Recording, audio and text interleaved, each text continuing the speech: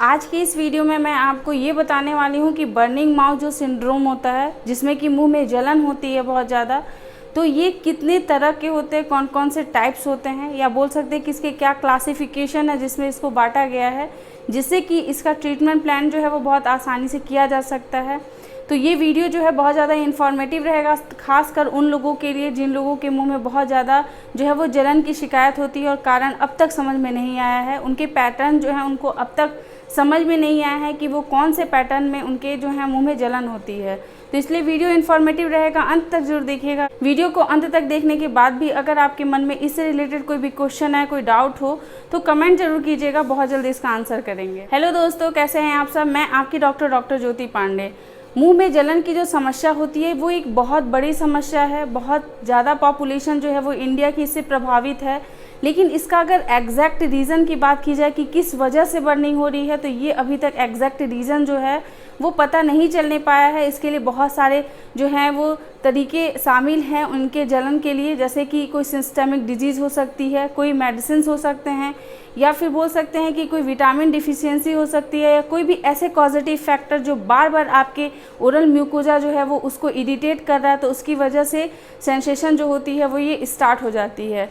Burning mouth जो है वो मेन आपके टंग का पार्ट जो है उससे प्रभावित होता है, लेकिन सिर्फ टंग के पार्ट प्रभावित ही नहीं होते हैं, इसके साथ साथ आपके मुंह के जो लिप के अंदर का पार्ट होता है, सूड़े का पार्ट होता है, जो म्यूकोजा होता है, जो चिक के अंदर का तरफ का पार्ट होता है, वो सारे चीज़ें भी बहुत ज़्यादा जिम्मेदार होती हैं। वो सारी चीज़ें भी इस जलन से प्रभावित होती हैं। हम लोग इसके क्लासिफिकेशन की तरफ देखते हैं कि इसके जो टाइप्स होते हैं, बर्निंग होने के, मुंह में जलन होने के जो तरीके हैं वो किस तरीके से होते हैं। तो इसके जो टाइप 1 होता है, symptoms not present upon walking and then increases throughout the day. मतलब जैसे सुबह उठते हैं उस समय आपके बर्निंग के कोई सिम्टम्स नहीं होते हैं, लेकिन जैसे जैसे ये दिन बढ़ता है वैसे वैसे आपके जो सिम्टम्स होते हैं बर्निंग के वो भी बढ़ते जाते हैं। Type 2, symptoms upon walking and through the day.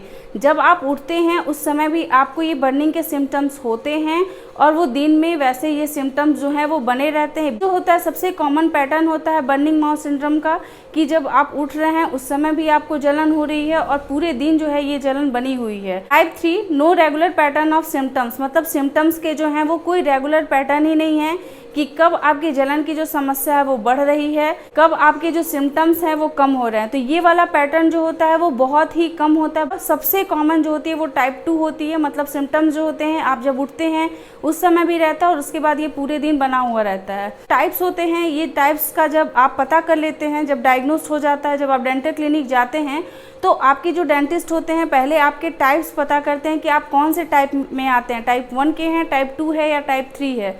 अगर आपके टाइप्स का पता चल जाता है तो आपके जो मैनेजमेंट है, आपके जो ट्रीटमेंट है वो कर पाना बहुत ज़्यादा आसान हो जाता है, और उस तरीके से जो है वो आपके बर्निंग जो है उनके ऊपर जो है काम किया जाता है। कुछ और भी ऐसे क्लासिफिकेशंस आते हैं, जैसे कि ट्रू टाइप का बर्निंग माउथ सिंड्रोम है या फिर फॉल्स टाइप का बर्निंग माउथ सिंड्रोम है। इसको प्राइमरी टाइप और सेकेंडरी टाइप बोलते हैं।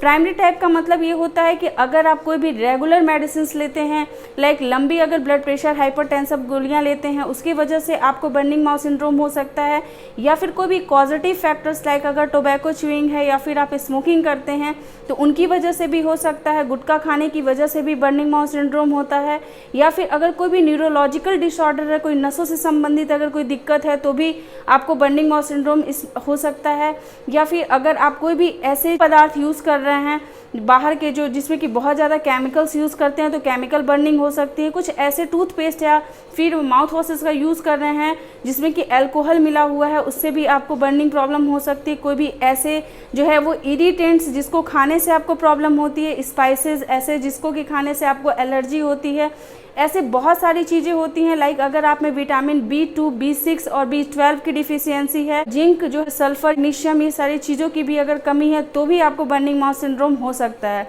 तो कोई भी एक रीज़न नहीं होते हैं बर्निंग माउथ सिंड्रोम होने के, बहुत सारे रीज़न हो सकते हैं। तो ये जो है इसको प्राइमरी टाइप में रखा जाता है, जिसका कि एक एग्जैक्ट जो है वो रीज़न पता चलता है। ये ट्रू टाइप का बर्निंग माउथ सिंड्रोम है। और एक सेकेंडरी टाइप होता है जिसका कि कोई भी कारण जो है वो अभी तक पता नहीं चलने पाया है। जैसे कि अगर कोई बहुत ज़्यादा स्ट्रेस या फिर एंजाइटी में रहता है तो उन लोगों को भी बर्निंग माउथ सिंड्रोम होता है। बहुत सारे जो महिलाएं होती हैं उनको पोस्ट मेनोपॉज या फिर प्री मेनोपॉज कंडीशंस में भी बर्निंग बर्निंग माउथ प्रॉब्लम हो सकती है। 50 प्लस की जो लेडीज़ होती हैं उनमें भी प्रॉब्लम हो सकती है। कोई हार्मोनल डिसबैलेंस होता है तो भी बर्निंग माउथ प्रॉब्लम हो सकती है। कई सारे वो रीजंस होते हैं बर्निंग माउथ सिंड्रोम के, उनको कैटेगराइज करना एक बहुत टफेस्ट काम होता है। इसीलिए जब आप फर्स्ट टाइम अगर आप डेंटिस्ट के पास जाते हैं तो डेंटिस्ट आपसे सारी हिस्ट्री लेते हैं, आपके सारे हैबिट्स के बारे में बात करते हैं, ताकि वो एक टाइप जो है वो डिसाइड कर सकें और उसी के ऊपर वर्क करके आपका ट्रीटमेंट प्लान किया जा सके। बर्निंग माउथ सिंड्रोम की जो बीमारी होती है वो एक दिन में ठीक होने वाली बीमारी बिल्कुल भी नहीं है, क्योंकि इसके जो फैक्टर्स होते हैं उनको धीरे धीरे करके उसको हटाना होता है और धीरे धीरे उसके ऊपर वर्क करना होता है। तो इसीलिए अगर आप महिला हैं या फिर आप पुरुष हैं और अगर आपके अंदर ऐसी कोई प्रॉब्लम है और आपको रीज़न समझ में नहीं आ रहा है कि आपकी प्रॉब्लम जो है वो किस वजह से आपके मुंह में जलन दे रही है, तो आप तुरंत ही अपने नियर के जो डेंटिस्ट हैं उनके पास जा करके अपनी प्रॉब्लम को सॉल्व कर सकते हैं और आप अपना अच्छे से ट्रीटमेंट करा सकते हैं, जिससे कि आपको ये वाली जो प्रॉब्लम है जिसकी वजह से आप अच्छे से खाना एंजॉय नहीं करने पा रहे हैं, आप जब भी खाना को मुंह में ले रहे हैं तो पहले से आपके अंदर जो है वो उस टाइप का फियर आने लग रहा है कि अब आपको जलन की समस्या होगी, तो आप जो है ट्रीटमेंट लेके अपने आप को बिल्कुल ठीक कर सकते हैं। और अगर कोई पॉजिटिव फैक्टर्स है, लाइक अगर आप हैबिट्स में हैं और उसकी वजह से अगर आप हो रही है, तो सबसे पहले तो ज़रूरत है कि आप अपने इस हैबिट को ब्रेकआउट करें। 21 दिनों तक अगर आप अपने हैबिट को कंट्रोल कर लेते हैं तो हो सकता है कि 22वें दिन आपको वो हैबिट करने की इच्छा ही ना आए। और अगर ऐसा होता है तो फिर उसके बाद आप अपने डेंटिस्ट के पास जाइए और अपना ट्रीटमेंट जो है वो स्टार्ट करिए। बहुत ही सिंपल से ट्रीटमेंट होते हैं, इस वीडियो में उसके बारे में चर्चा नहीं करते हैं, सिर्फ हम लोग इसमें टाइप्स और क्लासिफिकेशंस के बारे में आपको बताए हैं। वीडियो अगर अच्छा लगा हो तो लाइक ज़रूर कीजिएगा और ऐसे लोगों के साथ शेयर ज़रूर कीजिएगा जो लोगों के मुंह में हमेशा जलन की समस्या और वो लोग समझ नहीं पाते हैं कि कौन सा रीज़न है जिसकी वजह से उनके मुंह में जलन हो रही है। आपके साथ हर छोटे से छोटे इन्फॉर्मेशन को शेयर करते रहेंगे, लाते रहेंगे नए नए वीडियोस। तब तक के लिए अपना ख्याल रखिएगा, अपने आसपास के लोगों का ध्यान रखिएगा। Take care, bye bye.